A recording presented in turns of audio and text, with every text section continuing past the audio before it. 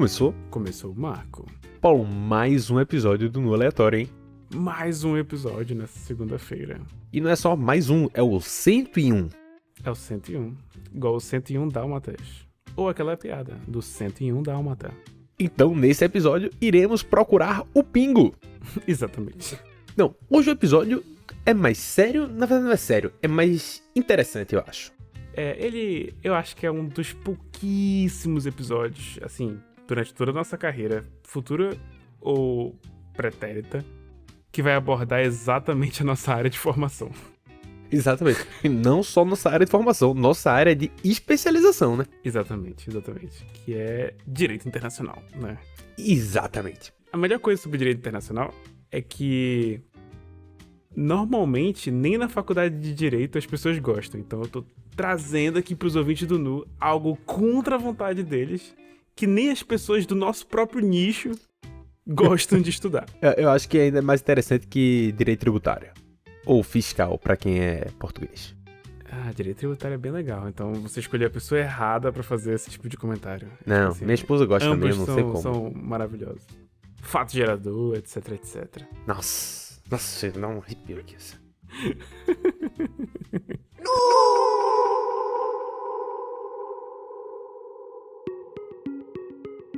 Paulo, vamos começar fazendo um disclaimerzinho, tá certo? O objetivo aqui não é defender ou levantar posições específicas, apesar de nós termos nossas posições, e vamos deixar claro durante o episódio, provavelmente. Eu vou defender posições específicas. Vou logo falar. Não. Vou defender aqui. Vou falar assim, é isso, entendeu? Vou defender várias posições muito específicas. Não, a gente vai defender. Tudo bem, eu entendo essa parte. O que eu tô dizendo é, o que a gente vai trazer, a gente quer trazer não só uma opinião, na verdade, a gente quer discutir sobre o direito internacional com vocês. Sim. A gente vai trazer a parte técnica, é isso que tu tá dizendo, né? Tipo assim, a gente vai trazer a parte técnica, mas logo em seguida também, tipo assim, obviamente a gente vai falar a nossa opinião sobre o quão técnico e eficaz são esses instrumentos, e enfim, né? Exatamente. A gente quer trazer um pouco a abordagem do que é cada coisa. Ultimamente todo mundo agora é especialista em direito internacional, né? Adoro. Todo mundo agora é tipo assim, eu sei tudo sobre direito internacional. E tem alguns conceitos básicos que, se você sabe, tudo bem. A sua opinião eu não gosto muito, mas pode discordar da gente. No entanto, entenda sobre o que você está falando. E é sobre isso que a gente vai falar, pra você entender um pouco mais sobre o que você tá falando. E aí você toma a sua decisão errada, na nossa opinião, ou certa, com base pelo menos em algum critério razoável. Exatamente. Eu acho que antes de a gente entrar nos conceitos aprofundados, eu vou aqui trazer a posição mais extrema de todas, que é a da negação do direito internacional. Que todo mundo que estuda direito internacional tem que estudar exatamente a negação do direito internacional, né? Que é simplesmente dizer, o direito internacional não existe. Tudo que existe, e aí o Nuno estaria nesse episódio, se fosse isso, tudo que existe são relações internacionais, que é a área de especialidade do Nuno. Então, tipo assim, tudo que existe são brincadeiras de poder, e o texto das coisas que estão escritas, tipo assim, elas estão lá, de fato, é verdade. Mas tudo que existe mesmo, são as relações internacionais, a relação de poder e as dinâmicas de poder entre os países e entre figuras, né? Sim e não. Acho que essa é a grande dúvida, né? Tipo assim, essa é toda a discussão. Porque o direito internacional ele tem uma diferença do direito normal. Tem. Que é, o direito normal, a gente fala de leis e elas são aplicadas pelo Estado. Elas são cobradas pelo Estado e, se caso você não cumprir, elas são punidas por esse poder estatal. É um poder acima da gente. A gente não pode cometer alguns crimes ou algumas ações, independente de ser crimes ou não, porque o Estado não o deixa. E aí ele tem o poder de nos reprimir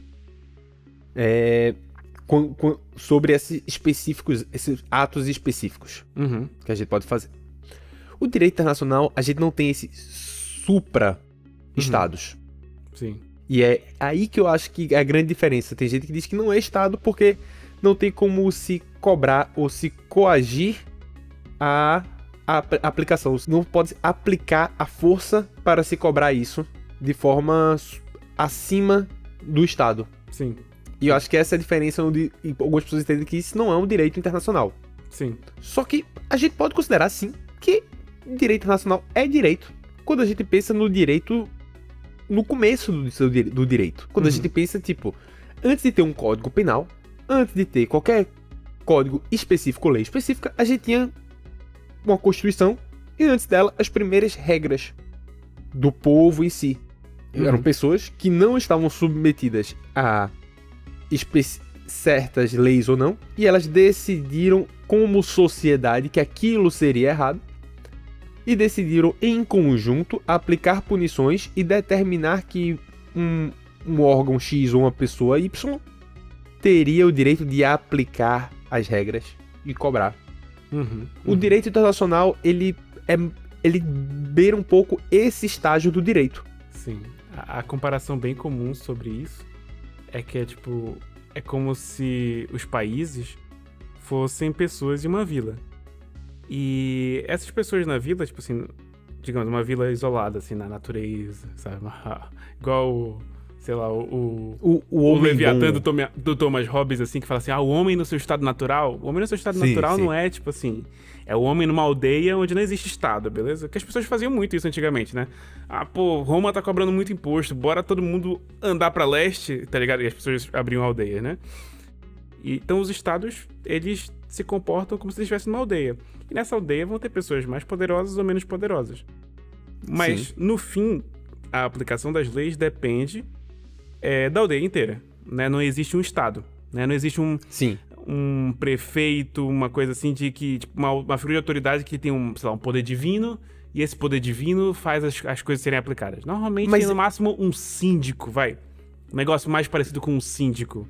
Pronto, parece um condomínio. Pronto. Interessante. Parece um condomínio. Exatamente. E aí, tipo assim, toda a questão de... beleza, por exemplo. Não vou aplicar... o fulaninho do bloco B desobedeceu a regra de barulho noturno, fez uma festinha, todo mundo ficou chateado. Mas a família dele tem grana, então... Olha, ninguém quer expulsar esse cara do condomínio. Mas ao mesmo tempo, todo mundo vai lembrar que ele fez essa festinha. Entendeu?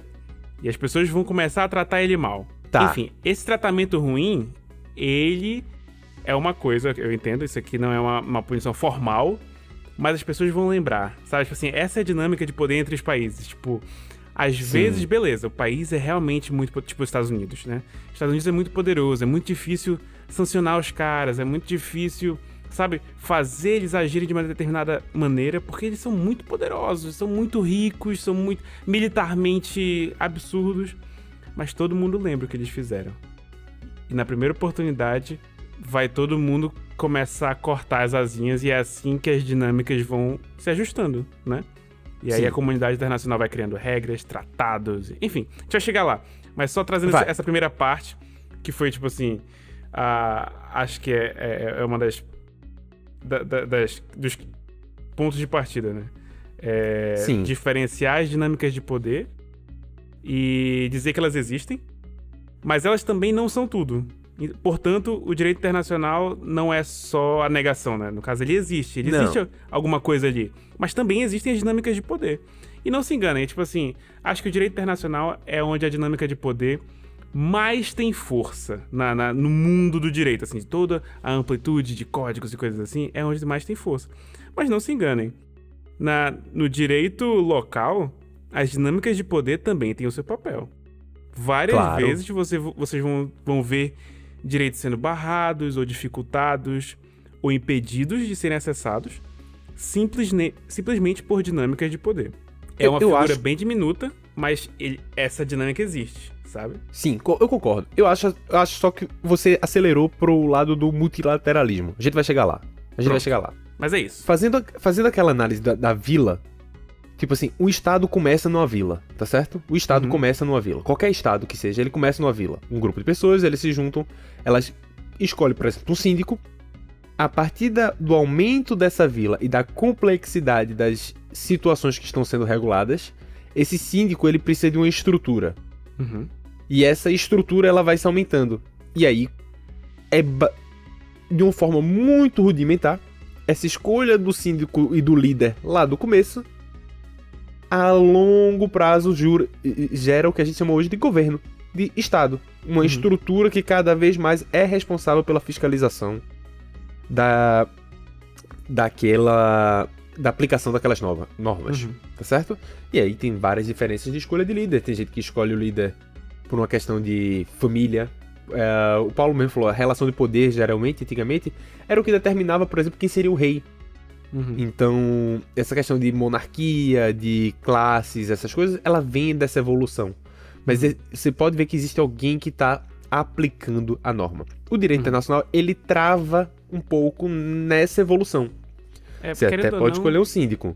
Querendo ou não, é porque, imagina, para cada passo da evolução desse cenário, significa eu, dono da minha unidadezinha lá na aldeia, tenho um poder X e eu vou delegando, pouco a pouco, o meu poder a mais pro síndico, por exemplo.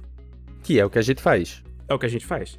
Então, imagina, nos estágios rudimentares da aldeia, onde todo mundo sentava e decidia assim, olha, o muro quebrou. Vamos todo mundo fazer uma cotinha? Vamos. Cada passo que eu vou dando, talvez amanhã, a decisão sobre o muro quebrou, é uma coisa que o síndico vai se preocupar, porque eu já tô pagando pra ele um valor fixo por mês, e é ele quem vai se preocupar. Ou seja, esse poder de decisão sobre o que é prioridade ou não, vai saindo pouco a pouco da minha mão e vai indo cada vez mais pro síndico, né? Exatamente. E isso é muito questão. Você abre mão de poder matar alguém para que as pessoas não matem você. Você diz assim, olha, você é livre para fazer qualquer coisa. Você pode fazer qualquer coisa. Só que eu vou dizer assim, olha, para viver em sociedade, eu decidi que eu não vou matar ninguém, só que vocês me garantiram que ninguém vai me matar de volta. E essa regra, ela começa a ser estabelecida. Claro, a gente tá falando isso de uma forma muito inicial, de um processo de regras e direito. Hoje em dia, com certeza que você não participou da discussão da nova reforma do INSS. Da aposentadoria, provavelmente não. Mas o que a gente fez existe um procedimento onde você vota nas pessoas que você quer que represente você nessa discussão. Isso é importante para vocês terem em mente, tem a eleição esse ano, inclusive. Quem vocês escolhem é quem está escolhendo para você quais leis vão ser aplicadas. Então fiquem atentos nisso. Voltando aqui um pouco, por que é um pouco diferente o direito internacional do direito normal, direito de cada país? Vamos primeiro falar o que é o Estado. O que é que torna o Estado diferente do ser humano, tá certo? Do indivíduo. O indivíduo, ele tem a liberdade de abrir mão de muitas coisas. O Estado, não necessariamente. O Estado, ele é composto, Paulo, e por 3 elementos básicos, tá certo? Isso que eu tô falando pra vocês é uma aula gratuita aqui de direito, assim, só o comecinho do Ciências Políticas, na verdade. Hugo Grossio ali em 1600 e tal, falando assim, galera, vou dar uma aula gratuita aqui pra vocês. Exato. Coisa fina. Para um estado ser considerado um estado, e quando eu falo estado, eu não tô falando de Roraima, Pernambuco, Amazonas, não estou falando isso. Eu estou falando de estado-nação, um estado brasileiro, o estado americano. O estado correspondente à figura do país, por exemplo, né? Sim, correspondente à figura do país. Tipo assim, acho que fica mais fácil associar a ideia do país, porque existem estados plurinacionais, existem estados que a nação se espalha por mais de um país, então pensemos assim, vamos explicar o básico. Cada estado é um país. O que o Marco tá falando agora é o que faz esse estado, no sentido de país, ser ele, né? Como é que eu aponto e falo assim, aquilo ali é um país. Um estado. São 3 características, Paulo. A primeira é povo. Tá certo? É a população. É quem faz parte daquele estado. Isso é inegociável, certo? Sim, o estado tem que ter esses 3 pontos. Se não tiver qualquer um deles, ele não é um estado. É a primeira população, tá certo? Precisa ter um bocado de gente reclamando que tem que pagar imposto. Mesmo que não pague, vai estar reclamando. Entendeu? Faz parte. Isso já é um claro sinal de que você já tem esse primeiro critério. Você tem povo. Quero saber se você é um estado. Você tem população. Sem povo, o país é apenas um Airbnb de bandeira. É verdade. Entendeu? Ele é só uma bandeira. O segundo critério é território. Esse povo precisa estar em um local. Aquele território, ele precisa existir. Tá certo? É o famoso, aqui é meu. Isso aqui é meu. Isso aqui é a minha vila. Aqui a gente vai aplicar os nossos valores, a nossa identidade. É aqui, é o nossa, onde se aplica, onde aquela população se encontra e se identifica como local deles.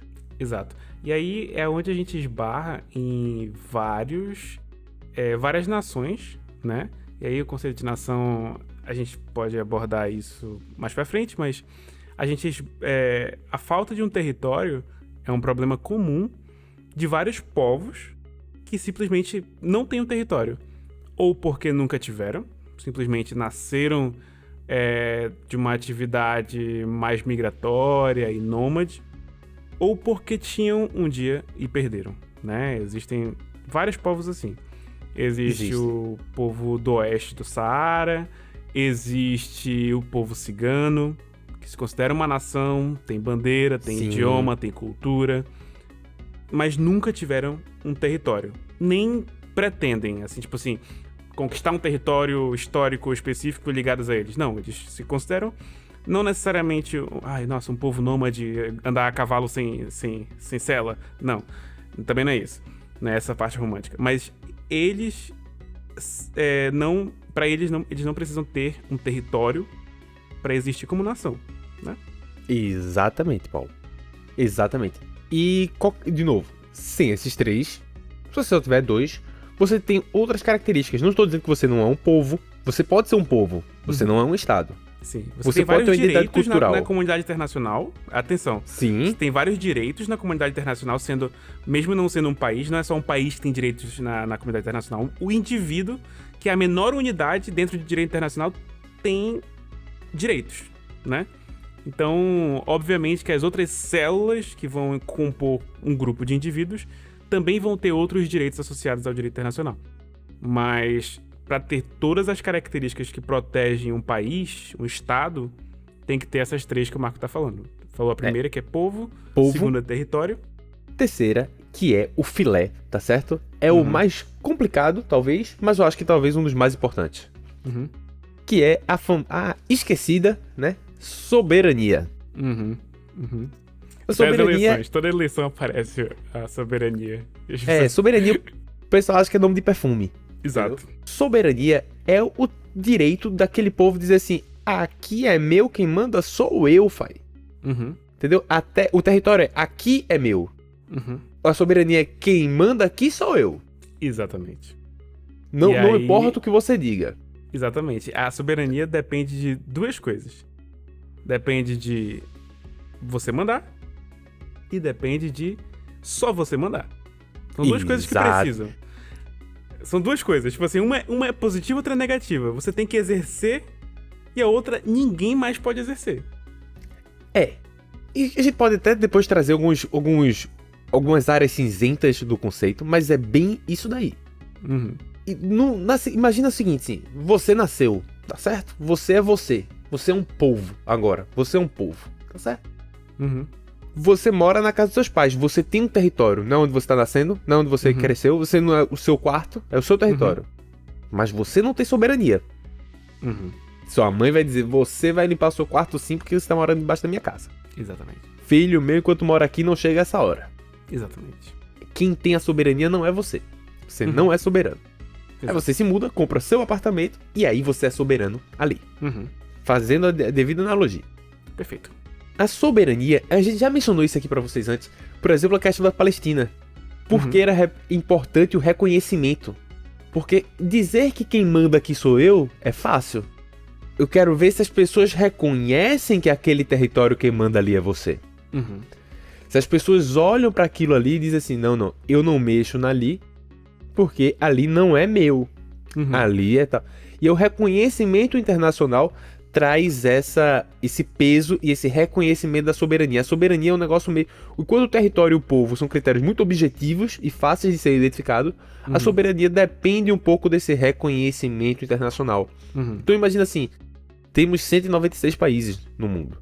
Uhum. Se 195 reconhecem que tu é soberano, 194, né? Porque tem tu, né? Uhum. 194 reconhecem que você é soberano e um não, você é soberano. Esse cara está ferindo a sua soberania. Uhum. Porque é consenso ao redor do mundo de que você é soberano. Uhum. No entanto, se você só tem 30, 20, 40 países que reconhecem a sua soberania ainda é muito frágil. Uhum. Existem pessoas que colocam em xeque isso e talvez você não tenha força o suficiente para impor. E é por isso que fica aquela discussão sobre a Palestina. O Estado da Palestina, se é um Estado ou se não é um Estado, durante muito tempo, inclusive, ele fica nesse limbo na própria ONU. Ele tem um representante, mas não é muito claro que ele é um Estado durante muito tempo. Uhum. Uhum. Eu tinha um professor que ele gostava muito de flexionar os números até tentar achar uma resposta que varie entre o sim e o não, sabe? Assim, esse exemplo, sei lá, a Palestina já é um Estado soberano, sim ou não? E aí ele tentava bolar hipóteses de quantos países são necessários pra gente começar a dizer que é, sabe? Sim. E aí, tipo assim, é contextual. Mas uma coisa que ele dizia que eu achava interessante, que era, tipo assim, algum número entre metade e 2/3 dos países que compõem a ONU já é um país soberano. Por quê? Porque a ONU é o órgão que, tipo assim, é basicamente o órgão internacional, beleza? Não é do uso da força, Sim. mas é o órgão internacional. Se você já tem bem mais que a maioria dos assentos da ONU, já é direito costumeiro, já entrou no direito costumeiro, de que você é um país. Tipo assim, em algum lugar ali mora, sabe? Não preciso só ser um contra, mas em algum lugar entre metade e 2/3, isso já sedimenta o entendimento. Entende? Acho que vem mais naquele lado do que tu tava falando lá no começo, do tamanho da influência. Exato. Esse número é o que você falou, do contexto. Não é um número certo, porque depende de quais foram esses países que reconheceram. Uhum. Entende? Tipo assim, uma coisa é, se eu tenho a Europa toda, os Estados Unidos, a China e a Rússia dizendo assim, você é soberano, quem é o maluco de dizer que eu não sou? Uhum. Entendeu? Mas se tu tem o apoio de vários países pequenos e esses principais outros países dizem não, você não é soberano, tua soberania é muito frágil. Mesmo que o número seja maior do que a primeira situação. Uhum. Porque depende muito do contexto de onde tá vindo. Sim, sim. Explicando esses 3 conceitos do que forma um Estado, a gente vai pra ONU. Que é que volta para aquela analogia da vila. Uhum. Os países, como como entidades soberanas, elas não se aplicam à lei no outro país. A sua lei é a sua lei, tá certo? E o porquê isso é importante ser mencionado?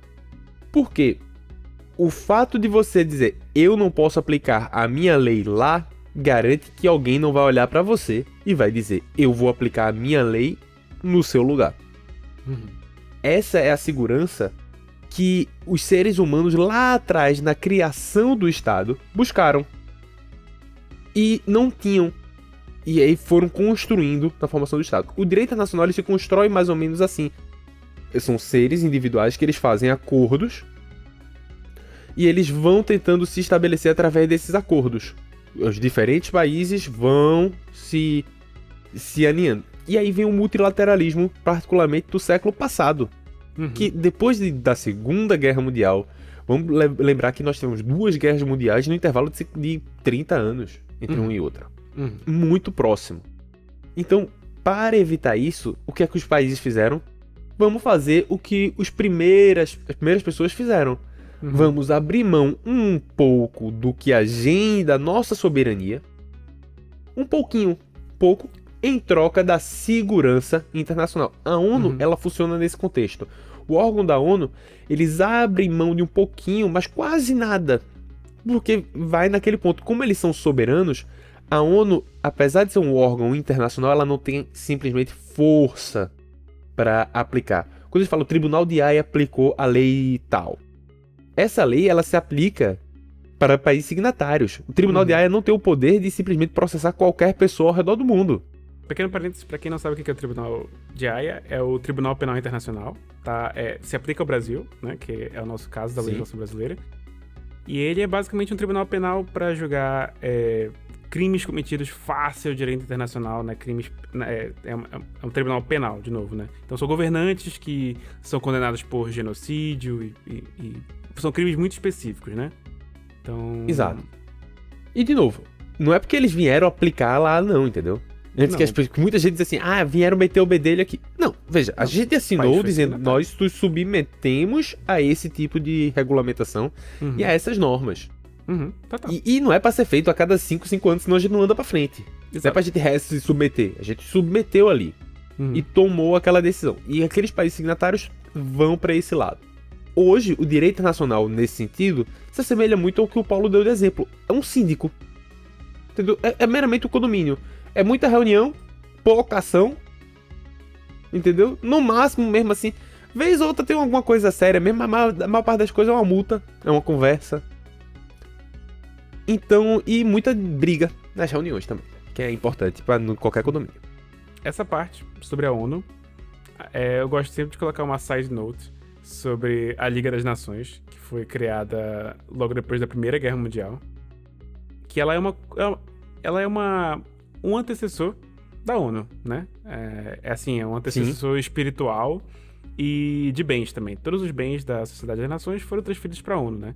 Então, mas eu, particularmente, acho que a Liga das Nações, ela era menos cínica. Ela tinha mais um caráter mais esperançoso sobre o futuro da humanidade mesmo, assim, sabe? Entendi. Eu sinto essa vibe, assim. Mas a gente vai... Eu vou já entrar o porquê que eu tenho essas opiniões. Vai ser interessante. Mas... É isso, tipo assim... Porque qual é o principal objetivo desse multilateralismo? Manter a paz. Exato. É isso que a gente tem que, tipo assim, focar. É verdade que a ONU tem vários objetivos e tem a parte bonita de eu tirar uma parte da minha soberania pro futuro, assim, da humanidade. Mas a realidade é que a ONU é um esquema pra manter a paz. E isso vem de jeitos bem cínicos e um pouco contraditórios. Mas faz sentido se você parar pra pensar. Mas você faz isso abrindo mão de sua soberania. Você se submete a essa decisão internacional para a paz. O objetivo é a paz. Sim. De novo, antes de você determinar sobre o muro quebrado, você tá mais preocupado de, meu irmão, ninguém vai me matar ou vir roubar minhas coisas não, né? Vamos primeiro acordar que ninguém pode fazer isso. Sim. É tipo assim, imagina, a ONU, no nosso exemplo da vila, é o momento em que alguém fala assim, galera, e se todas as armas de fogo ficassem nesse balde aqui? Entendeu? Essa é a ONU. Entendeu? É isso. Guardem essa analogia. Pode continuar, mano. E esse é o que a gente chama hoje do multilateralismo, que antigamente eram acordos entre países X e país Y. Hoje você tem acordos que unem diversos países em diversas situações. E a gente pode falar da ONU, mas a gente pode falar sobre diversas outras. O Mercosul é um tipo de órgão internacional criado um pouco sobre a abertura da soberania. Se você pensar na União Europeia, todo mundo usa o euro, não é porque o euro era legal, entendeu? Todo mundo abriu mão da soberania de controlar a própria moeda para ter um banco central europeu que vai regular a moeda. Os países abriram mão desse poder soberano que eles tinham sobre emitir a própria moeda para poder entrar no euro. Com todo esse comprometimento de vários países que tinham uma certa relevância e poder e influência mundial, isso faz com que o euro seja forte. Não era o contrário. Eles não queriam... Hoje em dia tem gente que faz o contrário, que obviamente que o euro já está consolidado e algumas pessoas preferem ir para o euro na União Europeia que não foram antes. Mas o euro só ficou forte porque vários países abriram mão da sua soberania e eles tinham influência e poder para poder pesar e dar a estabilidade que hoje o euro tem. Isso é mais ou menos... Essa é a época do multilateralismo. Nesse conceito, acho que a gente explicou que nessas primeiras meia hora de episódio, mais ou menos o conceito do que é o direito internacional e o Estado como ele é hoje. Isso é um resumão, só para vocês entenderem mais ou menos o que é cada coisa. Perfeito.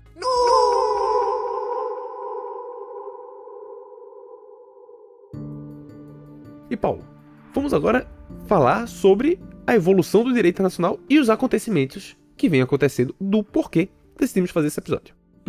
Exato. A gente sabe que o mundo tá caminhando, assim, pra um mundo de guerra.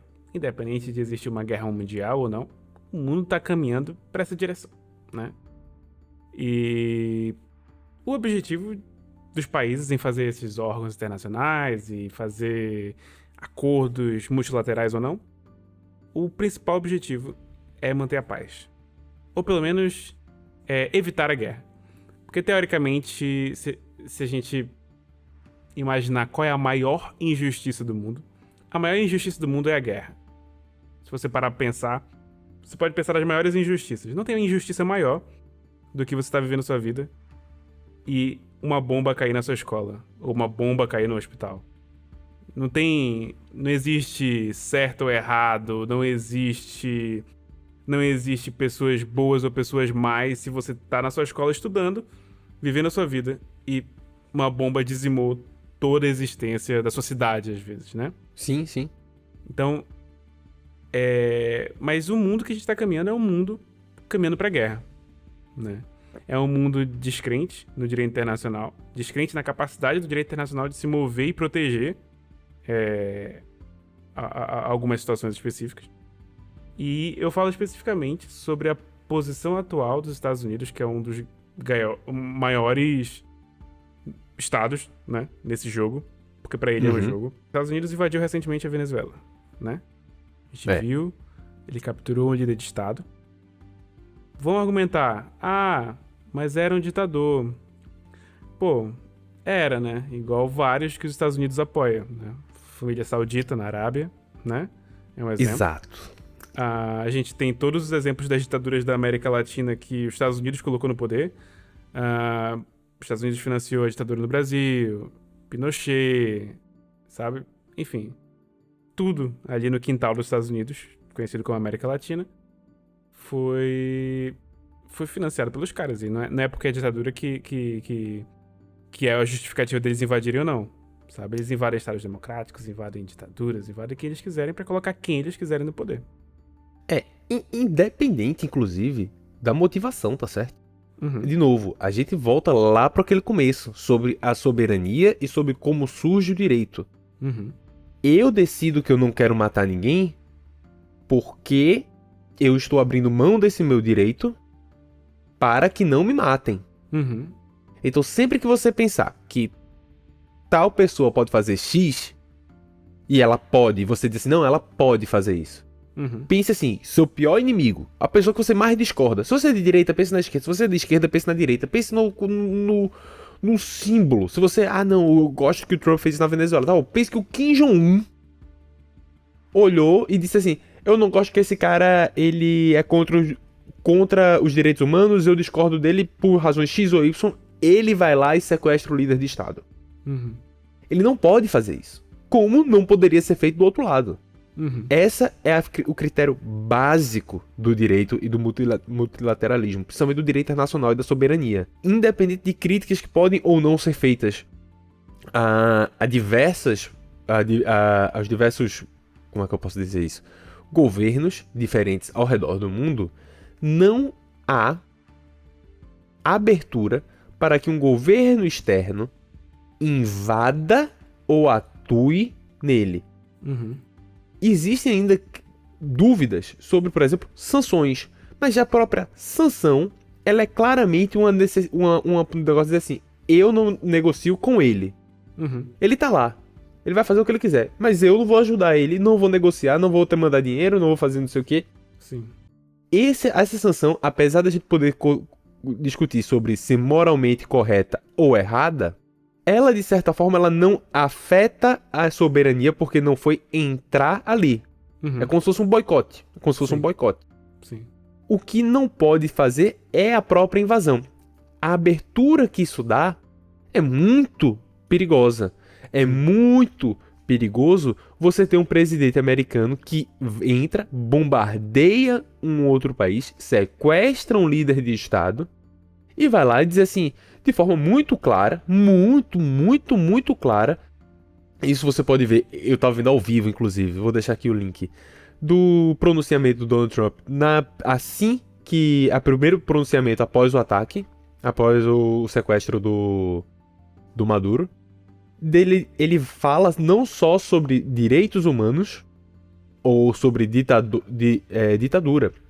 Ele, no seu primeiro discurso, fala: a infraestrutura do petróleo ficará sob nosso controle para a garantia do abastecimento. Uhum. Tipo, ele não tava lá por causa que ele era um ditador contra direitos humanos. Uhum. Foi muito claro, isso tá explícito, ele foi dito com todas as palavras que isso é uma das primeiras ações a serem feitas quando chegou lá. Sim, exatamente.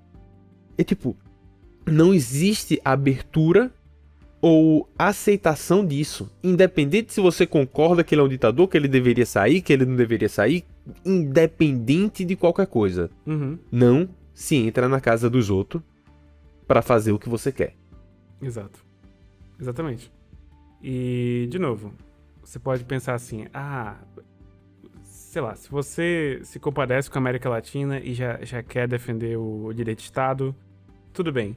Mas imagina que você não é esse tipo de pessoa, só tá pensando assim, mas e aí? E aí o cara tirou um ditador. Por que isso seria ruim pra mim? De novo, a maior injustiça que você consegue imaginar é a guerra. O motivo pelo qual eu, você e todo mundo tem que se preocupar com esse tipo de coisa é porque isso favorece a guerra como algo banal. Sim. Sabe? Isso afeta o seu status como um cidadão em um país que não está em guerra. Porque se isso começa a ser o normal, a gente volta para uma época pré-Sociedade das Nações, a gente volta para, sei lá, imagina, guerras napoleônicas, onde as pessoas acordavam de manhã e falavam assim, olha, agenda amanhã às 3h30, uma guerra com a galera de Wessex, e a gente vai todo mundo para aquele descampado e lutar até a morte, né? É assim que as pessoas decidiam. Porque os estados tinham esse direito à guerra. Direito de guerrear com quem eles quisessem. Né? Tipo assim, é um poder, assim, faz parte de uma das coisas que faz de mim soberano, é eu poder escolher com quem eu vou guerrear ou não. Quando os estados decidiram não fazer mais isso, porque tiveram uma das piores guerras da história, que foi a Primeira Guerra Mundial, eles falaram, ok, eu vou transferir esse pedaço da minha soberania, que é o de fazer guerra, para uma outra entidade. E essa entidade é um órgão dentro da ONU, que se chama Conselho de Segurança da ONU. Né? Uhum. A gente pode falar um pouquinho sobre isso, mas o uso da força, o uso da agressão, ele só é legítimo dentro do Conselho de Segurança da ONU. Correto?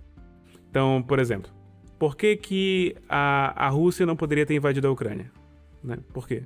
Isso é um ato de agressão. Uma agressão que é basicamente você usar a violência não provocada, certo? E a Ucrânia passou a se defender.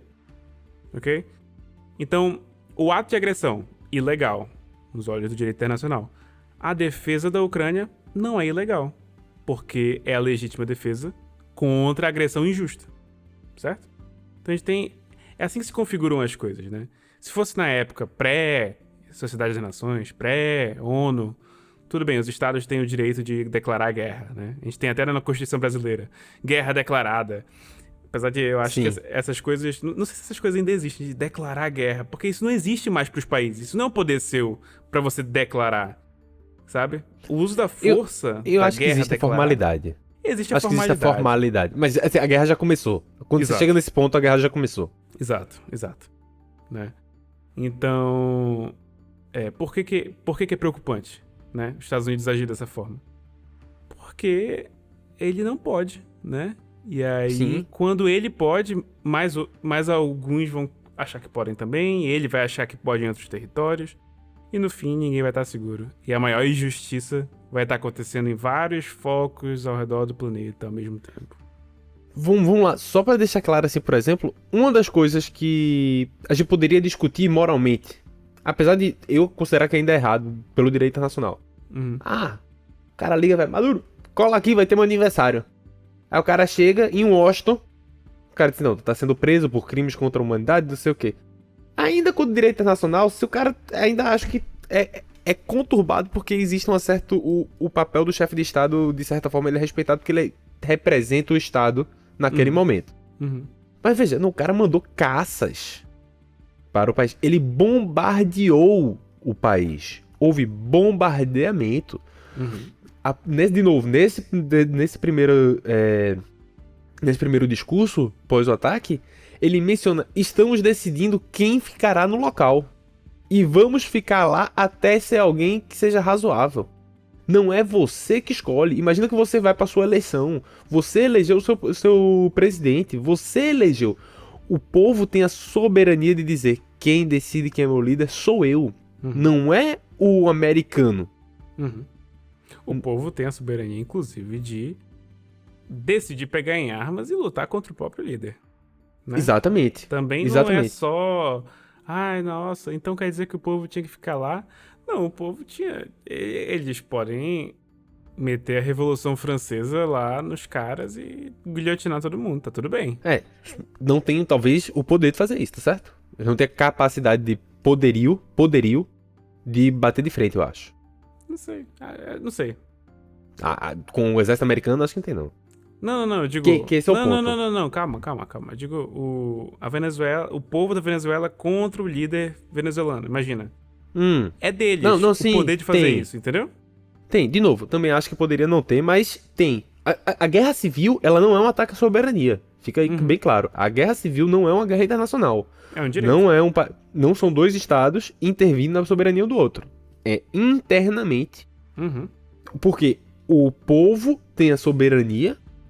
E se ele vai de encontro ao que está hoje no poder, ele tem a soberania de tirá-lo, que é isso que tu está falando. Ele tem esse poder, esse direito de fazer isso. Sim. E, inclusive, os países não têm o poder de interferir nem financeiramente. Imagina. Digamos que não tivesse tido essa invasão, né? Os Estados Unidos tivesse sido mais sagaz e só ficado no lugar deles. E financiado os grupos rebeldes lá na Venezuela pra tirar o Maduro do poder, né? Feito sempre fizeram, né? Sempre fizeram. Só o ato de financiar grupos rebeldes já é uma intervenção já ilícita dos Estados Unidos. Sim. Eles não podem fazer isso, sabe? Sim, concordo. E Paulo, só que a gente tá falando sobre a Venezuela, certo? Vai vir muita gente aqui e falar, não, que não sei o que era um ditador, blá blá blá blá blá blá. Mas não tá acontecendo só com a Venezuela. Desafios à soberania vêm acontecendo com outros países também. E a gente pode falar da Groenlândia. Exatamente. A situação com a Groenlândia é bem interessante. Apesar de não haver uma invasão, existe claramente uma afronta à soberania da Dinamarca. A Groenlândia é um caso interessante, porque é uma ilha, certo? No Ártico. Certo. E a ilha não é daquele tamanho, como aparece no mapa que a gente é acostumado a ver. Não é uma ilha quase do tamanho dos Estados Unidos. Mas ela é a maior ilha do mundo, ok? Ela... Deixa eu ver qual seria o tamanho dela. Ela seria, tipo, metade do Brasil, mais ou menos, assim, sabe? Mais ou menos. Não pegando tudo. Só pra dar uma referência visual. E... centro-oeste aí. Uma região centro-oeste. Tipo uma região centro-oeste, exato. Muito tempo atrás, os Estados Unidos já teve interesse em comprar a Groenlândia. Assim, os Estados Unidos tem essa parada de querer comprar as coisas de todo mundo, né? Eles compraram o Alasca. Eu não sabia disso. Eles compraram o Alasca. Eles compraram as ilhas das Índias Ocidentais Dinamarquesas, eu acho, que fica no Caribe, em algum lugar do Caribe. E eles queriam, desde essa época, acho que isso é tipo 1700, 1800 e poucos, 1800 e...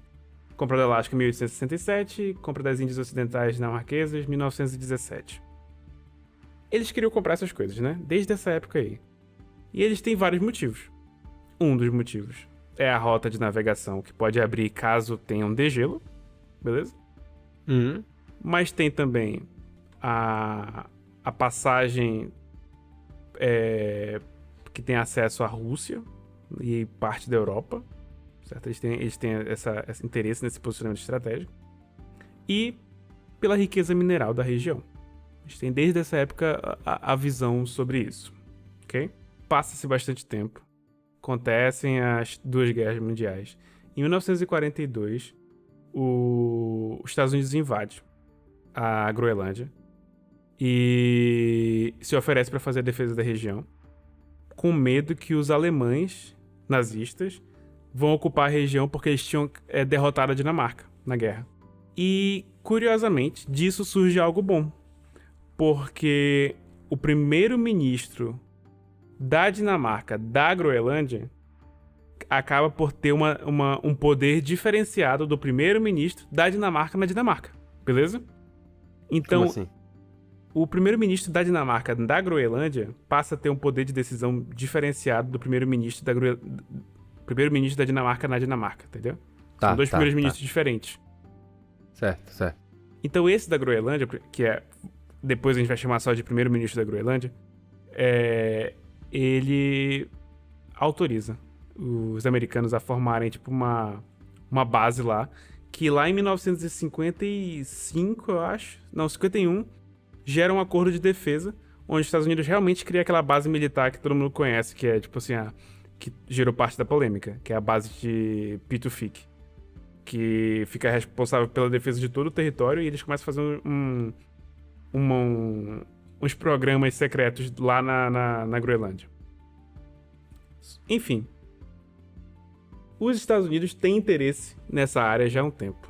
Eles próprios já pesquisaram o potencial mineral da região. Eles próprios já pesquisaram potencial de navegação. Eles realmente... E já tem a base. E eles realmente têm medo de que isso seja ocupado por outros países. Isso é um fato. Mas a real é real mesmo. Tipo assim, se eu fosse bem honesto, me parece que o objetivo americano é sair da NATO. Me parece que esse é o real objetivo. Quando a gente fala da NATO, que é a defesa OTAN, do Atlântico, né? a organização... NATO em inglês, OTAN. Organização... do Tratado do Atlântico Norte? Acho que é uma coisa assim. Que são os países são vários países da Europa. Que me pega sempre. São vários países da Europa, mais os Estados Unidos, mais... Tem mais alguns países aí. Tem mais alguns países. A União Soviética fazia parte. Acho que Canadá na primeira versão. O Canadá tá também. Então, o que acontece na NATO é, após a Segunda Guerra Mundial, particularmente ali naquele cenário onde a Guerra Fria começa, a NATO vai ganhando corpo. O princípio da NATO é dizer assim, nós é por nós, viu? Nós é parceiro e a gente se defende. Uhum.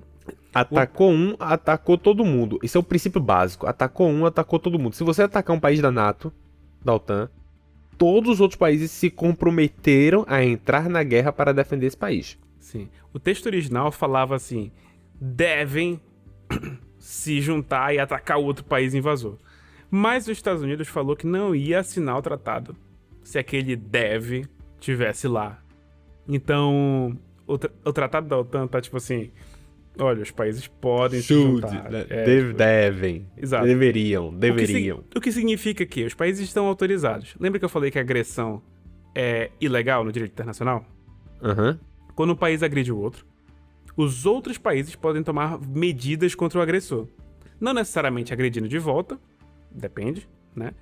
Mas, por exemplo, eu posso sancionar e posso jogar esse país de canto, posso desfazer acordos que eu tinha com ele, como forma de dizer assim, hey, ele cometeu um ato de agressão grave, eu vou desfazer esses acordos econômicos sem pagar multa, eu vou desfazer esses acordos de livre comércio, whatever, porque eu acho que esse cara fez e não tá certo, né?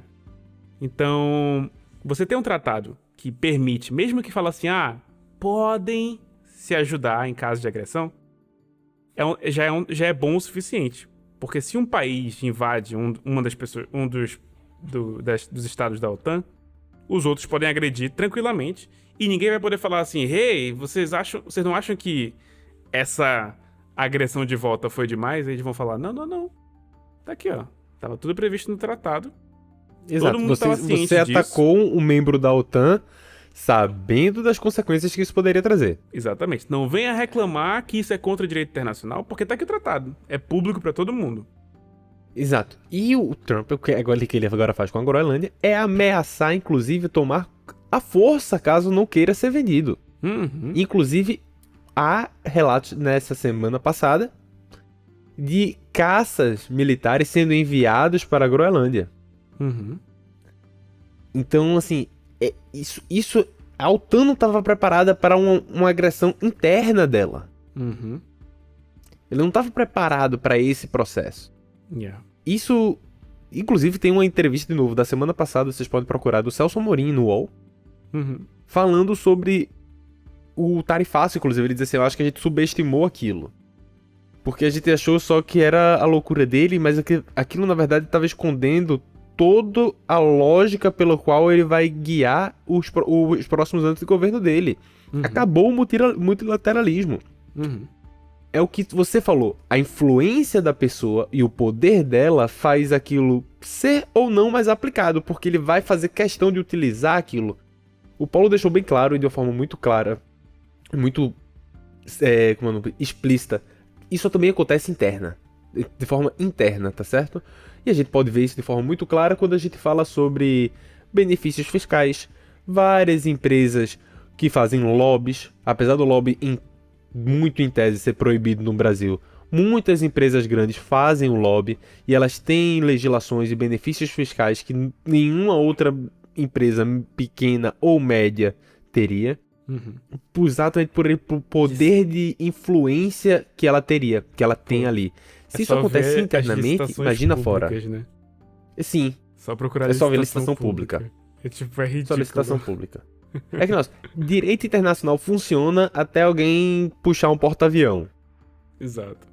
Tipo, ele funciona até alguém dizer assim, dane-se. E aí, vem o lado do direito internacional, que é o lado que ninguém quer. Porque o direito internacional pode fazer o enforcement, como é que é? A aplicação da regra é necessariamente uma guerra. Porque eu só aplico a força em um outro país, vindo de um outro país, através de guerra. Não existe outra chance. Então, pra você punir alguém, o que os Estados Unidos hoje tá fazendo é blefando, entendeu? Ele faz o que ele quer, porque ninguém vai pegar uma guerra com ele, porque ele tem armas nucleares e mais. Isso tem um risco muito grande de enfraquecer, inclusive, os acordos nucleares que se comprometeram da não disseminação de armas nucleares, porque, ninguém mais vai ter. Tudo bem. Todo mundo vai ter só o que já tem, mas ninguém mais vai fazer. Hoje você tem esse tipo de comportamento, quem é que vai parar de produzir? Uhum. Vai ficar na mão dos caras? Não vai ficar na mão dos caras. Aí você volta a produzir. Uhum. Exato. Então é um enfraquecimento do direito a só. Isso é muito importante quando vocês vão dar uma opinião sobre tá certo ou tá errado. Invadir outro país, interferir em outro país, tá errado, irmão. Você pode concordar com a visão da pessoa, você pode concordar com várias outras coisas. Mas entrar e intervir, ele é errado per si. Per si. Sim. Não tem como não ser. No momento que a gente entra no mundo em guerra, a gente fecha o capítulo do direito internacional da paz, né? Porque acabou. O capítulo do direito internacional da paz, ele acaba assim. No momento que você entra no mundo em guerra, você entra em outro direito internacional, que é o direito internacional de guerra, né? Começa a existir ideias do que é justo ou injusto num cenário de guerra. Mas a gente não quer chegar lá, né? Isso é outro episódio, né? E a gente não saberia como seria esse mundo atualmente, nas configurações atuais. Tendo em vista que a gente ainda está no capítulo do direito internacional, que é de um mundo em paz, né? Então, por exemplo, o que a gente tem atualmente é: se eu agredir outro sem justificativa, isso é ilícito, eu vou sofrer consequências, vou sofrer sanções, da pessoa que eu agredi, né, do estado que eu agredi, eu vou receber um ataque pra me tirar dali, isso se chama legítima defesa. Ninguém vai poder sancionar aquele país que está agindo em legítima defesa porque ele está fazendo algo justo nos olhos do direito internacional, né? Então, essa é a lógica do direito internacional no momento de paz. Mesmo que exista aquela guerra concentrada ali, existem dinâmicas que vão aumentar o atrito, né, para evitar a guerra, ou pelo menos frear as consequências dela, e outras coisas que vão acelerar a causa e a manutenção da paz, né? A gente tem missões de manutenção da paz, a gente tem vários mecanismos internacionais para assegurar que a paz se mantenha, principalmente logo após o conflito, né, ter cessado. Sim. A gente tem os acordos de cessar-fogo, o Marco citou o Tratado de Não Proliferação de Armas Nucleares. Tudo isso que a gente está falando é um grande conjunto de tratados, de regras, de um mundo em paz. De acordos, de um mundo em paz. Imagina que você fez vários contratos. Você fez vários contratos. Todos eles juntos. Você tem que fazer. Sim. E pra você sair de um deles, você vai pagar a consequência por isso, né? Exatamente. Mesmo os Estados Unidos sofrem as consequências de denunciar um tratado, né? Que é o termo que a gente usa pra quando ele sai de um tratado internacional. Então, mesmo os Estados Unidos, super poderoso e tal, se ele sai de um tratado, ele paga o preço por isso, né? E Exato. os Estados Unidos vai pagar o preço por isso. Todo mundo que mora no mesmo condomínio vai lembrar. Tem muita essa justificativa interna nos Estados Unidos, né? Ai, nossa, não somos nós. Olha, o nosso presidente é louco. Nossa, uau, ele é muito louco. A gente não sabe o que fazer. Não, gente, pelo amor de Deus. Eles têm Senado. Eles têm vários outros representantes legislativos. Mecanismo de impeachment. Que poderiam estar fazendo alguma coisa, mas não estão. Porque a real é que vários deles pensam mais ou menos da mesma forma, só que não de uma forma tão cínica. Não tão direta, digamos assim. Cínica talvez, sim, mas não tão direta. Não sem falar assim, porque, por exemplo, quando eles invadiram o Iraque, a justificativa era, eu quero achar armas químicas, que são proibidas no direito internacional, né? Eu tenho certeza que eles têm armas químicas, estão usando armas químicas.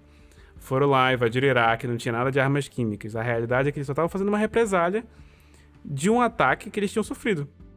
Detalhe, o ataque não tinha sido planejado pelo o governo da época do Iraque. Não tinha sido planejado, tinha sido uma organização terrorista. Os caras queriam chegar, destruir os caras pra falar assim, olha, eu sei que foi uma organização terrorista que invadiu a gente, mas eu vou pegar o seu país, eu vou invadir, vou dizer que eu tava atrás de armas químicas e vocês não vão fazer nada. E nunca encontrou, né? Assim, vale salientar. Então, tipo assim, esse era o modus operandi dos Estados Unidos antigamente. Era, tipo assim, achar uma... Pelo menos não é justificável, porque ninguém aceitou isso. Os Estados Unidos foi sancionado por vários lados, né? Pela União Europeia, inclusive. Não colou a justificativa deles, mas eles tinham uma justificativa. O que a gente tá vendo atualmente é os Estados Unidos invadir e falar assim, então, e esse petróleo aqui parado e ninguém conseguindo tirar, hein? Que tal se a gente só invadisse e tirasse petróleo, né? Então a gente tem a mudança desse paradigma, né? Já não é mais um mundo que esconde esse tipo de coisa. Inclusive fica aqui uma frase assim principalmente pro público brasileiro. Eu acho que a gente que cresce no Brasil, a gente tá tão distante das guerras particularmente que aconteceram nos últimos anos. E a gente não percebe o real impacto disso. Parece que é algo tão distante. E uma das coisas que eu percebi quando eu mudei pra cá, e particularmente nos últimos anos com o conflito da Ucrânia, é tipo, a guerra é ruim mesmo, assim, tá certo? Assim, não é só ruim porque o que a gente viu, o que a gente vê em filme ou o que a gente lê, tipo assim, os efeitos dela no dia a dia é assustador. Você vê uma quantidade grande de refugiados aparecendo, e as histórias que você escuta, e pessoas que tiveram que reconstruir. Eu tenho o prazer de trabalhar com alguns refugiados da guerra. E assim, as histórias do pessoal de como a vida deles mudaram. A gente tava falando no trabalho um dia desse, um pessoal chegando, como é que aconteceu? Uma das pessoas disse assim, fui na Ucrânia pegar meu primo que ficou lá na guerra, aí a gente precisava tirar ele de lá. E, tipo, a pessoa gastou as férias dela pra ir pra uma zona de guerra.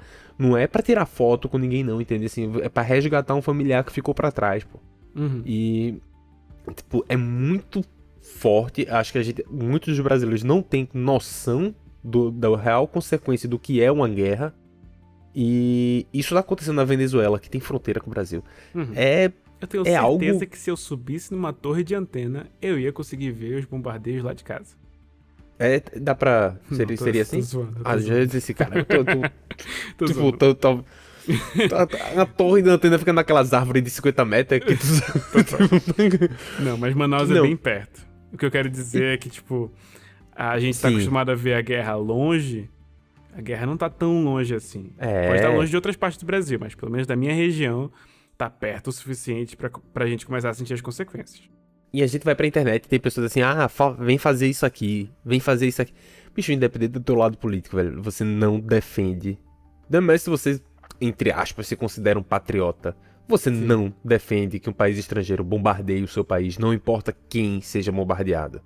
Você não faz isso. Não é algo que você quer fazer.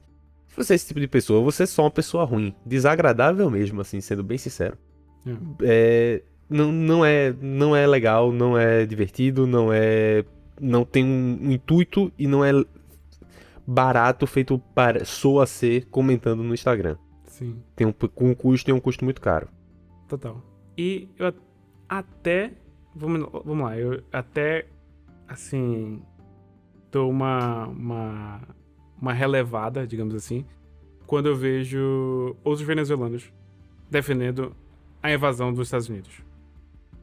Vou dizer o porquê. Primeiro, beleza, é o país dos caras. Você tem o direito de estar errado sobre o seu país, tá tudo bem. Beleza? Mas eu vejo também o óbvio, né? Que é... A gente tá falando da elite branca venezuelana, que tava muito triste de, tipo, não ser mais a elite branca venezuelana, né? E aí, quando o Trump invadiu, tem a esperança, de novo, de recuperar o que as elites conseguem em ditaduras, né? Então, uma nova ditadura, agora mais pró-Estados Unidos, aquela elite europeia / latino-americana voltando a ter acesso ao poder. Eu entendo porque algumas famílias passam a defender a invasão americana, sabe? Eu entendo isso, eu consigo ver. Mas é muito claro pra mim, sabe? Assim como, imagina, o Brasil também, quando a gente tava ali em 64, tinha lá a marcha por Deus e pela família, as famílias, sabe? Tradicionais, defendendo, sabe? Esses valores, sabe? Enfim, eu só entendo. Discordo, né? Claramente a pessoa tá equivocada e sei lá, não sei se falta informação ou se é realmente uma parada de caráter mesmo, mas enfim, Veja, eu entendo, beleza?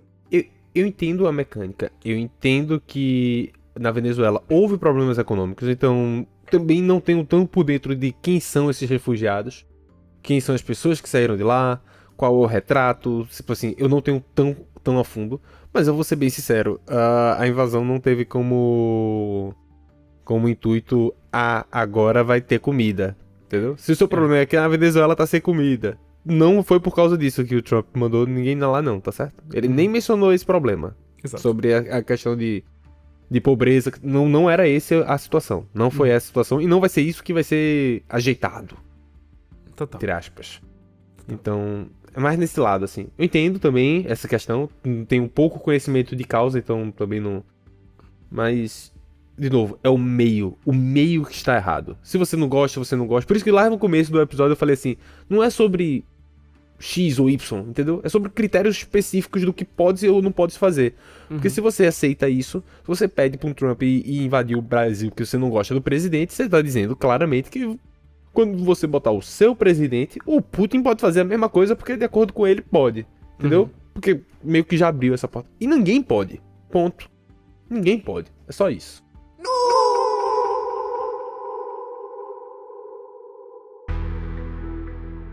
Marco, eu queria trazer aqui só mais uma pequena perspectiva sobre como como o mundo moderno funciona, né?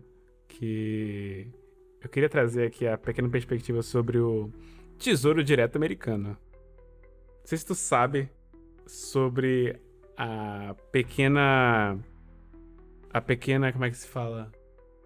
A fraqueza dentro do sistema financeiro americano que poderia fazer eles não conseguirem fazer guerra com o mundo inteiro, beleza? A Europa e o mundo podem acabar com todas as guerras do mundo a qualquer momento sem dar um tiro. Tipo assim, meio Revolução dos Cravos, assim, sabe? Como? Tu sabe o que é aquele investimento no Tesouro Direto? Sim, sim. A gente tem isso no Que Brasil também, certo? É como se você emprestasse dinheiro pro Estado. Exato. A Europa tem uma quantidade massiva de investimentos em Tesouro Direto americano e a China também. Mas massiva, quando eu falo, é tipo inimaginável. Eu não lembro exatamente quantos são os números agora, mas se todos eles resgatam isso ao mesmo tempo, a economia dos Estados Unidos quebra instantaneamente. Tipo assim, quebra, tipo assim, de uma forma que de um dia pro outro eles não vão mais conseguir pagar militares, não vão mais conseguir pagar combustível, não vão conseguir pagar várias coisas. Tipo assim, é uma das coisas que é a segurança atual da Europa e do mundo. Tipo assim, conseguir dizer pra onde vai a economia americana. Olha Então, aí, melhor do que ter que fazer a legítima defesa é fazer um negócio desse. Pá, pronto. sim. Que são várias das saídas pra conflito são situações de não conflito. Até um ato diplomático, de levar um diplomata de algum dos países europeus, ou um diplomata brasileiro até, chegar assim para os Estados Unidos, para um representante americano, né? Provavelmente um diplomata também, e falar assim, olha, a gente não concorda com isso, com aquilo. A gente vai dizer o que a gente vai fazer se você fizer isso. E aí procede a explicar tudo isso que eu falei, sabe? E isso pode gerar mudança de decisões, sabe? Só a ameaça de fazer. Uhum. Só a ameaça de Sim. fazer já é o suficiente pra algumas coisas mudarem. Concordo. Fica aí a sugestão Itamaraty. Itamaraty, exatamente. Instituto Rio Branco tá ouvindo a gente. Itamaraty, ouvinte do Nu. Ouvinte do O Nu. Itamaraty, como pessoa jurídica, é ouvinte do Nu. Exatamente. Passa às 6 horas depois da Voz do Brasil. Antes da Voz do Brasil, passa o episódio do Nu. Lá no Itamaraty. Lá no Itamaraty, exatamente. E no Consulado Geral aqui de Lisboa. Exatamente. E já foram no tribunal, em qualquer tribunal que passa a Nova Brasil FM, fica bem baixinho assim no ambiente? Sempre tem uma rádiozinha tocando. Não era assim não não era assim não, lá no Manaus. Em Recife, todo o tribunal tem uma Nova Brasil FM ficar tocando no fundo assim, ó. Aí você entra nas varas e a vozinha fica... É mesmo? Fica Nando Reis cantando All Star de novo, tá ligado? Assim, pela 4ª vez no dia, tu tá esperando o cara fazer... 4ª vez que tu escuta All Star do Nando Reis. Meu Deus, fazer diligência em Pernambuco deve ser um inferno. Poxa. Pior que não é nem tão ruim. O pior é trabalhista. Trabalhista era pior. Ok. Não é todo tribunal trabalhista é uma bagunça, não sei porquê, acho que faz parte. Acho que faz parte, acho que o trabalho traz o pior das pessoas. Talvez. Mas, Paulo, eu acho que eu falei o que eu queria falar. Eu acho que eu também. Você queria falar só sobre Liga das Nações, né? A única coisa que eu queria falar de Liga das Nações é... boa. Liga das Nações é um nome muito mais legal do que ONU. É verdade. Eu acharia muito bolado ter a Liga das Nações. Eu também acho. Eu acho que foi aí que a gente começou a perder. Talvez tenha sido. Eu acho que foi aí que a gente começou a perder. Mas o que eu ia falar era o seguinte. A forma como a gente organiza essa parte dos acordos multilaterais entre os países, ela, querendo ou não, ela tem um caráter mais cínico do que o direito comum. Tipo assim, o direito comum, ele já considera a injustiça e o desobedecer o direito como exceção. O direito internacional, mesmo nessa configuração de Sociedade das Nações e da ONU, considera que isso vai se repetir várias vezes. Isso vai ser, em alguns casos, até a regra. Mas o direito internacional vai estar lá. Entendeu? O direito internacional ele vai ficar sempre regulando, como se fosse um Sim. cão boiadeiro. Exato. E ele vai falhar várias vezes. E o direito internacional sabe disso. Ele vai, tipo assim... Ele vai falhar. Principalmente contra os países muito fortes. Sabe? Uhum. Então... Mas ele não liga muito pra isso. Porque no fim... Se você mantiver os países mais fortes do mundo em acordo, teoricamente a paz pode ser feita. Entende? Então é por isso que existe o Conselho de Segurança. Existem os assentos fixos do Conselho de Segurança, que são basicamente os ganhadores da Segunda Guerra Mundial, certo? Certo. Mais a China, né? Ganhadora da Segunda Guerra Mundial, mais a China. E você tem os assentos temporários, né? Que vão rotacionando entre os países. Mas nunca que os assentos temporários vão fazer diferença face aos permanentes, entendeu? Tudo que os permanentes quiserem entre si e acordarem todos a mesma coisa, vai ser feito. Não tem como vencer os votos dele. Isso é um direito muito injusto, se você parar pra pensar. Porque ele não foi feito pra ter paridade de votos. Mas, de novo, essas coisas... Esses mecanismos todos foram criados só pra manter a paz. E se você parar pra pensar, se você mantiver os fortes alinhados, você consegue manter a paz. Até agora, pelo menos. Até agora esse modelo tem funcionado. Pelo menos de forma geral.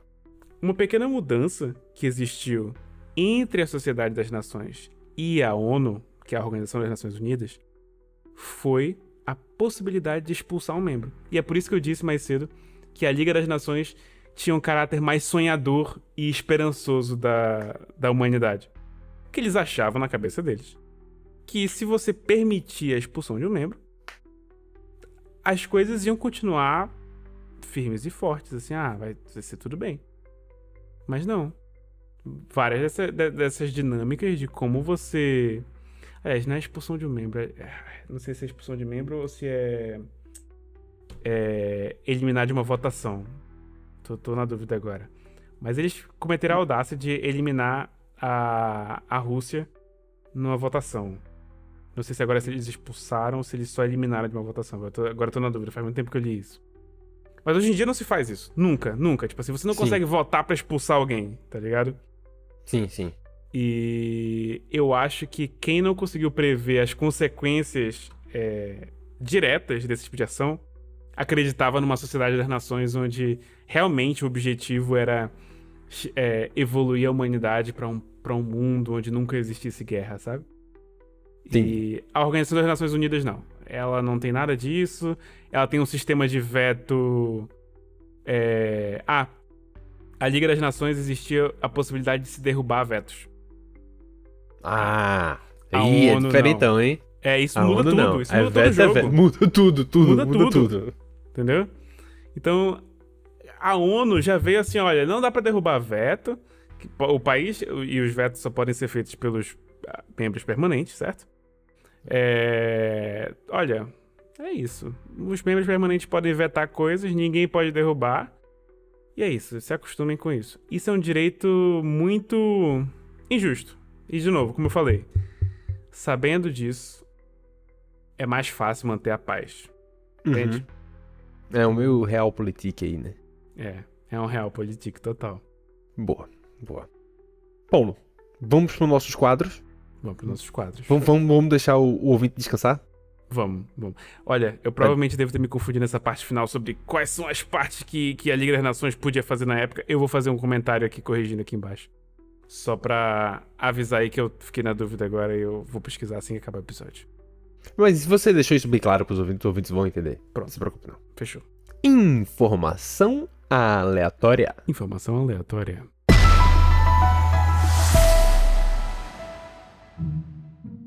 Paulo, a informação aleatória ainda é sobre o mesmo assunto, tá certo? Tá certo. Eu vou rir muito se tu tiver pego a mesma informação aleatória que eu, porque eu achei uma sobre o mesmo assunto. Pode ser. Eu cheguei a te mandar isso pelo Instagram, inclusive. Você não deve ter visto ainda. Talvez. Que é a operação de sequestro do Maduro foi feita de forma muito secreta. Poucas pessoas sabiam, tá certo? Foi uma surpresa pra todo mundo.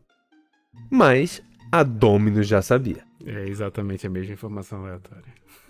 A Domino's já sabia. Vou apagar. Droga. Marco, mas por que que o Domino's sabia? Desde a década de 80, se percebeu um padrão. Porque a Domino's, que assim, a gente fala Domino's, mas as pizzarias ao redor do Pentágono, elas tiveram um pico de pedidos um dia. Prá! E o pessoal, beleza, correu, pá, fez os pedidos e entregou. No Pentágono. No outro dia, guerra do Iraque. E aí, pico. Daqui a pouco, invasão de não sei onde. No outro dia. E aí começou a se fazer a ligação de que o pico dos pedidos de pizza nas pizzarias ao redor do Pentágono aconteciam nas vésperas de grandes operações. O que faz todo sentido do mundo. As pessoas estão trabalhando até mais tarde, vão provavelmente virar a noite lá. Para ter comida mais rápido, porque não dá para ficar saindo para restaurante no meio de uma operação dessa, você manda vir 80 pizzas e o pessoal divide e come lá enquanto tá trabalhando. Esse pico originou um site, que é o Pizza Meter, eu acho. É Pizza Index. Pizza Index, eu acho. Acho que A gente vai deixar o link aqui embaixo. E você consegue acompanhar a movimentação das pizzarias ao redor do Pentágono em tempo real, tá certo? E esse site, desde lá de trás que foi percebido, ele já foi foi percebido que batia certinho. E aconteceu a mesma coisa com o Maduro. Um dia antes do sequestro, houve um pico de pedido e não deu outra. No outro dia teve a operação lá do sequestro do Maduro. Exato. Então, por exemplo, vou deixar o link aqui. Se você quiser ficar olhando para ficar sabendo quando é o próximo acontecimento, só ficar acompanhando lá. Ó, vou dizer aqui, no dia da gravação, o status do pizzômetro aqui não vai acontecer nada. Beleza? Tem aqui... Tamo bem por enquanto. Das coisas que tem mais risco será que os Estados Unidos vai invadir algum país da América Latina em 2026? Tá em 19% de chance. Tá baixo. Com base no pedido de pizza. Com base no pedido de pizza, exatamente. O bom é que eles decidem até o que vai acontecer com base no pedido de pizza. Exatamente. Pediram o quê? Chouriço? Vou dizer aqui pra vocês. O Pizzato Pizza teve um spike de 313%, beleza? Mas é o único também. E eu não acho que o Pentágono ia pedir só da Pizzato, né? Não sei, tem alguma Eles coisa são acontecendo. eles são muito fã de fast food pra ignorar marcas já bem estabelecidas. Mas eu acho que todas essas 6 que estão aqui na cara são pizzarias conhecidas lá em Washington, ou whatever, onde é que é. Acho que é Washington que fica o Pentágono, né? E aí, eu acho que são pizzarias famosas lá, porque tem a Domino's, tem a Papa John's. Eu acho que todos esses são conhecidos, só que só a Domino's e a Papa John's são conhecidos fora dos Estados Unidos. Mas são pizzarias grandes.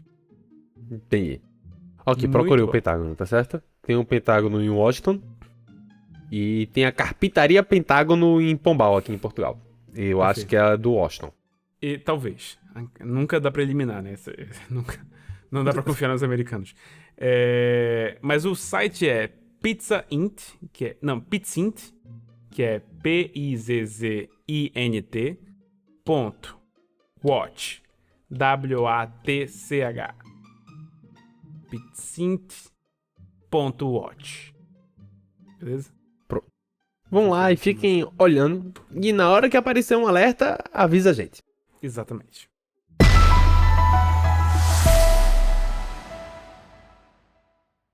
Bom, então vamos para o nosso segundo quadro. No Artístico. No Artístico.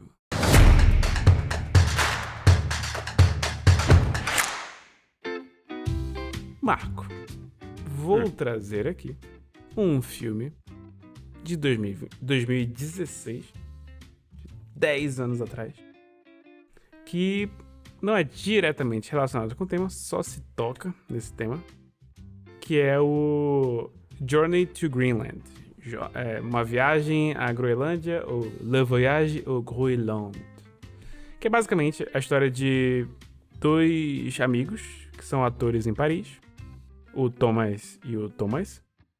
E um deles vai visitar o pai, que mora na Groenlândia. Por nenhum motivo específico... Se exilou, né? Ele não se exilou. Um dia ele foi visitar a Groenlândia e se apaixonou pela Groenlândia. Entendi. Não por alguém, mas pela Groenlândia, pelo povo, pelos amigos, pela forma como eles vivem. E Deve ter no verão. Pois é, né? No inverno, tu vai no inverno pra Groenlândia e se apaixona, tu gosta de frio e com força. Eu acho que... Bom, não sei te dizer se existe tempo bom ali, né? Pros nossos padrões. Tipo... Abaixo de -8, tô congelado igual. Entendeu? Tô congelado igual. Meu amigo, você pode dizer o que for. A temperatura é melhor quando tá em -7. Não faz diferença pra mim, meu amigo. Eu tô congelado. Meu mijo congela no ar. Entendeu? Então não existe o barulhinho que faz quando eu vou fazer xixi na rua é tec, tec, tec, tec. Exato. As pedrinhas caindo. Assim. Exatamente. E aí, a parte legal sobre esse filme é que, beleza, tem a história dele com o pai dele e tal, ele tentando entender... Porque meio que o pai dele abandonou a vida na França, né? E foi viver isolado, assim, dele, né? Pelo menos. Ele tentando entender essa relação e tentando entender a vida do pai dele. Mas a melhor parte sobre o filme é que é muito real sobre a vida das pessoas, sobre os Inuit, né? É Inuit. É uma vida muito real sobre a vida dos Inuit. É lá. Sobre a forma como as vilas menores, assim, vivem. É muito real, muito real. Não tenta retratar de um jeito meio... Estereotipado, nem nenhum tipo de... Sabe? É realmente muito real. E aborda problemas reais, como, por exemplo, o fato da taxa de suicídio entre adolescentes ter aumentado muito quando chegou a internet lá. Entende? É algo muito claro de se ver se você tá do lado de fora. Que, tipo assim, os adolescentes passaram a se comparar com o mundo globalizado e existia uma cobrança neles que não se existia mais. Que não existia antes, na verdade.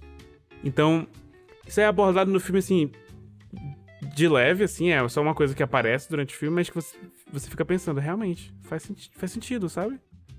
Uhum. Então, pronto. Fica aí a recomendação. Assistam. Eu gostei muito do filme. Gostei muito do que eu aprendi nele. Boa. Inuit, que também é o povo aborígene do Canadá. É o mesmo povo aborígene. Como assim é o mesmo povo aborígene? É o mesmo nome? Não é O possível que é o Inuit. mesmo. É, Inuit. Eu tenho uma tatuagem Inuit na perna. Ah, ok. Calma. Que Eu tenho aqui a história. Calma.